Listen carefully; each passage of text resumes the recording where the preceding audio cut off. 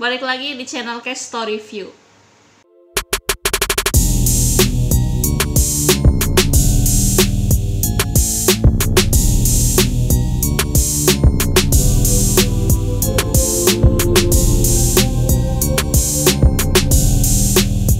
Oke, teman-teman Cash Story View, apa kabar kalian?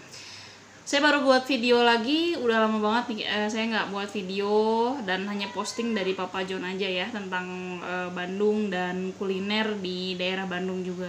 Nah kali ini, di video kali ini saya akan membahas tentang video ini tentang Shopee ya, es pinjam yang pernah saya buat sebulan yang lalu, mungkin sebulan lebih yang lalu ya. Nah sekarang saya sudah mendapatkan tagihan dari pemakaian pinjaman saya. Nah, sekarang saya akan menceritakan bagaimana dan apa yang terjadi jika kalian memakai es pinjam ini ya.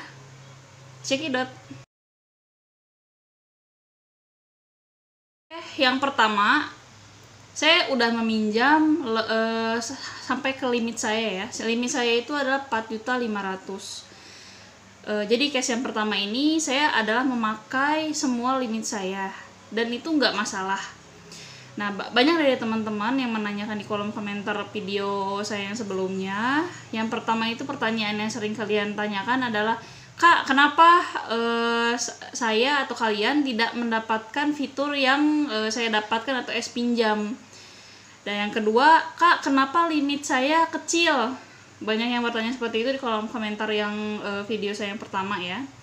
Saya menjelaskan atau menjawab pertanyaan tersebut berdasarkan apa yang saya tahu aja ya teman-teman ya.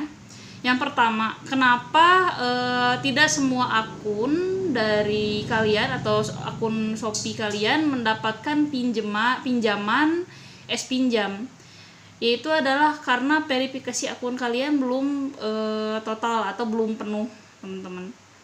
Nah, itu kenapa kalian tidak mendapatkan fitur es pinjam ini. Karena sebenarnya dari Shopee sendiri, itu dia memiliki dua fitur untuk pinjaman ya. Yaitu adalah es pinjam dan Shopee Pay Later. Nah, kalau Shopee Pay Later itu adalah untuk kalian belanja secara online di Shopee. Dan bisa dibayar sebulan, 2 bulan, 3 bulan, 4 bulan, sampai 12 bulan. Jadi seperti fungsinya itu kartu kredit lah kalau kita biasa pakai. Cuman dia adalah fitur dari Shopee-nya sendiri.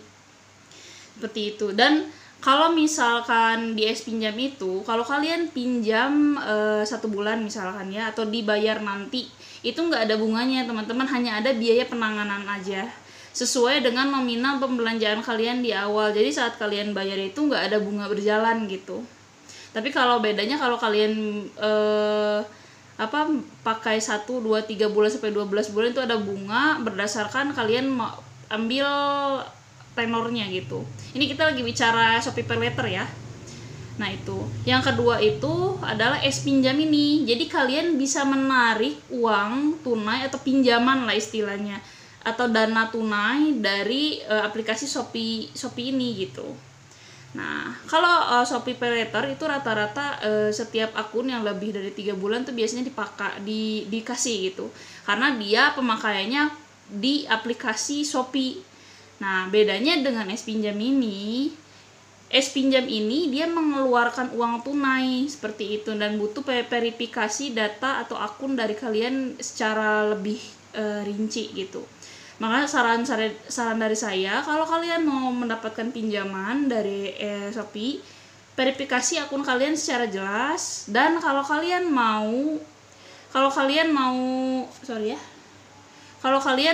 mendapat pinjaman lebih besar, kalian ini aja share lokasi kalian. Kemarin saya juga ditawari untuk penambahan limit ya teman-teman di Shopee ini, tapi harus mengaktifkan lokasi saya nggak ini karena udah limit saya udah cukup sih, 4.500.000 itu udah cukup menurut saya gitu. Jadi saya nggak tingkatkan limit saya gitu. Yang kedua, Kak, kenapa limit saya kecil katanya, yang pertanyaan kedua ya di kolom komentar yang video sebelumnya. Itu mungkin kalian diuji coba atau mungkin verifikasi kalian kurang lengkap. Mungkin itu salah satu beberapa faktor kenapa kalian mendapat limit yang kecil ya, misalnya 500.000, 1 juta, 2 juta seperti itu. Nah, saran saya kalau kalian ingin mendapatkan limit yang lebih baik atau lebih besar, verifikasi akun kalian secara jelas dan share lokasi kalian atau aktifkan lokasi handphone kalian. Itu otomatis secara bertahap nanti Shopee akan menambah limit kalian seperti itu. Itu pertanyaan-pertanyaan yang sering ditanyakan oleh teman-teman di video saya yang pertama ya. Nah, sekarang kita masuk ke sesi berikutnya adalah bagaimana saya nih udah memakai dan juga sudah menghabiskan hampir limit saya di ShopeePay. Bagaimana rasanya? Jadi kita masuk ke session berikutnya. Oke, nah sekarang saya akan menjelaskan kan saya udah memakai ya fitur dari S-Pinjam ini. Bagaimana sih cara mereka menagih dan juga jatuh temponya itu bagaimana? Yang pertama saya akan jelaskan tentang jatuh tempo ya. Jatuh tempo mereka itu gini. Kalau kalian pinjam di pertama nih, misalkan tanggal 5 ya, tanggal 5 kalian pinjam. Nah, dari limit kalian misal 10%, misalnya limit kalian itu 1 juta ya, kalian minjem 100.000 di tanggal 5.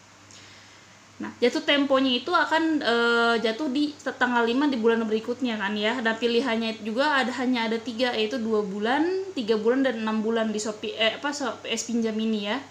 Jadi tergantung kalian ambil tenornya berapa bulan, tapi jatuh temponya adalah hari atau tanggal, sesuai tanggal kalian mencairkan dana tersebut awal pertama. Nah, bagaimanakah kalau kita cairkan lagi, misalkan kalian kan udah mencairkan 10% dari pinjaman kalian sebelumnya, kalian mau mencairkan misalkan 10% lagi atau 100.000 lagi, apakah mengikuti tanggal pencairan kalian? Enggak. Jatuh tempo akan masuk ke jatuh tempo pertama kalian mencairkan S-Pinjam ini. Jadi masuk semua. Kalian mau cairkan tanggal 11, 20, tanggal 30, jatuh tempo kalian tetap di tanggal 5 atau pencairan awal kalian gitu. Jadi saya sarankan jika kalian mau memakai secara bertahap S-Pinjam ini, coba kalian hitung aja tanggalnya. Pasti tanggalnya sama dengan pencairan jatuh temponya dengan pencairan kalian pertama gitu. Nah, itu sih sebenarnya kelemahan ya menurut saya, karena kalau kita misalkan pinjam tanggal 30, itu otomatis tanggal 5 di bulan depan itu kita harus langsung membayar sekaligus dengan hutang kita yang sebelumnya. Jadi emang cukup besar gitu. Jadi tidak ada pemisahan antar utang yang kita tarik gitu. Nah, itu tentang jatuh tempo. Yang kedua, bagaimana cara mereka menagih ke saya gitu ya. Sebenarnya saya kurang nyaman dengan Shopee S-Pinjam ini. Dia seminggu sebelum jatuh tempo itu dia SMS ke saya, ke nomor saya yang saya cantumkan di Shopee itu. Dia SMS 3 hari sebelum jatuh tempo itu ada telepon, mungkin sehari ada 3 kali dari pusat Shopee-nya sendiri, Shopee Pinjam ini. Itu padahal masih 3 hari dari jatuh tempo. Misalkan saya jatuh temponya tanggal 5, tanggal 2, tanggal 1 itu udah ada telepon masuk dari Shopee gitu. Dan itu cukup mengganggu sih sebenarnya ya teman-teman. Jadi saya sarankan jika kalian memang nomor kalian itu adalah pekerjaan kalian yang utama, saya sarankan Shopee ini dipisahkan aja nomornya gitu. Yang kalian cantumkan di aplikasi Shopee ya teman-teman nomornya. Karena cukup mengganggu juga, dikiranya kan kita hal penting tentang pekerjaan, ternyata itu dari Shopee gitu. Dan itu juga cukup sering sih, sehari itu 2-3 kali itu menurut saya udah masuk ke konteks yang sering ya teman-teman. Jadi saya sarankan untuk membedakan nomornya aja deh gitu. Soalnya saya juga agak terganggu dengan ini. Nah, seperti itu teman-teman. Kalau mereka menagih memang agak rese sih nelponin terus gitu. Nah, yang ketiga, pertanyaan yang saya alami itu adalah jika lebih dari tanggal jatuh tempo kalau kita tidak membayar. Nah, teman-teman yang case yang terakhir ini, yang ketiga ya di video ini, Saya tidak mengalami karena saya selalu bayar sebelum jatuh tempo gitu, malahan 5 hari 3 hari, karena memang telepon masuk itu nggak mengganggu saya. Jadi saya kalau udah ada telepon dari Shopee misalnya 2-3 kali sehari, itu juga saya udah langsung lunasin angsuran saya gitu. Jadi untuk nominal denda dan juga apa yang akan saya misalkan terima dari kalau saya tidak membayar lebih dari jatuh tempo, saya belum alami teman-teman. Tapi jika nanti saya sudah ada referensi atau dari teman-teman sendiri yang sudah pernah memakai S-Pinjam dan melebihi masa jatuh tempo kalian, bisa tulis di kolom komentar atau DM Instagram saya menceritakan bagaimana sih rasanya gitu, karena saya belum pernah tidak membayar lebih dari jatuh tempo gitu, saya belum melakukan gitu. Jadi kalian bisa berbagi cerita, DM aja ke Instagram saya gitu. Oke teman-teman, jika kalian ada pertanyaan ataupun seputar Shopee terutama S-Pinjam ini ya, silahkan tulis di kolom komentar. Jika saya tahu dan sudah merasakannya sendiri, saya akan menjawab dan memberitahu kalian. Dan jika belum, saya akan menjawab juga untuk kalian bisa mencari referensi di channel lain atau di Google gitu. Ya, untuk video ini cukup sampai di sini.